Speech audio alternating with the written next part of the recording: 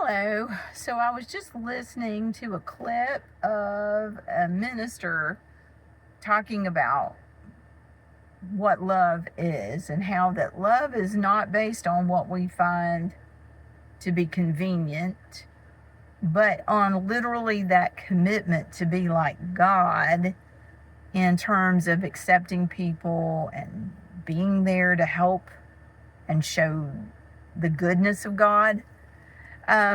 But what came to my mind is that in the midst of this minister doing his listing of these characteristics that would be expressions of love in a circumstance that said, it can't just be what you prefer, with people you like and like to be with, etc. But he mentioned some specific things where we tend sometimes to be biased.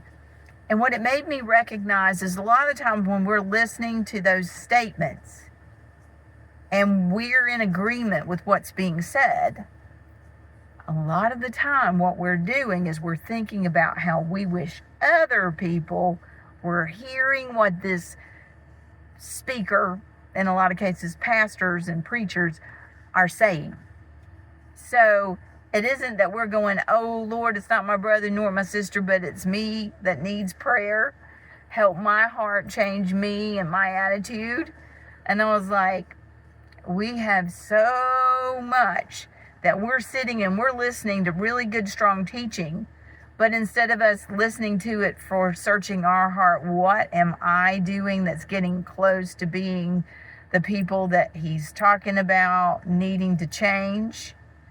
We tend to just kind of think about the people out there somewhere, that lady next to us, or that husband of ours, or wife, or our kids, or the political party, or whatever needs to know this. And it's like, but are we praying for them? Are we caring about them? Or we just want them to improve? We just want them to change.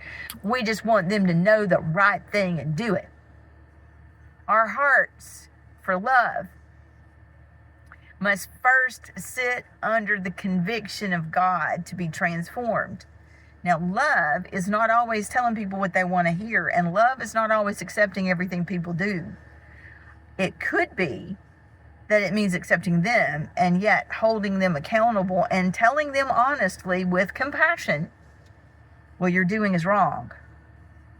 But it must first come with a real awareness that we might ourselves be doing the type of things, maybe not the specific, but the category of things. If we think somebody is being maliciously slanderous about our character, we may not realize that we have been sharing gossip, or that in the name of prayer request, we've been saying things that really divulge somebody else's privacy.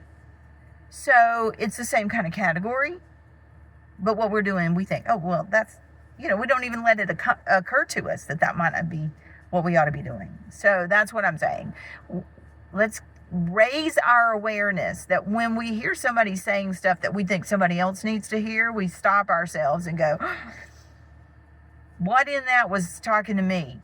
And if it wasn't talking to me, oh God, help me that I don't be prideful, because it could one day be talking to me and I might not know it.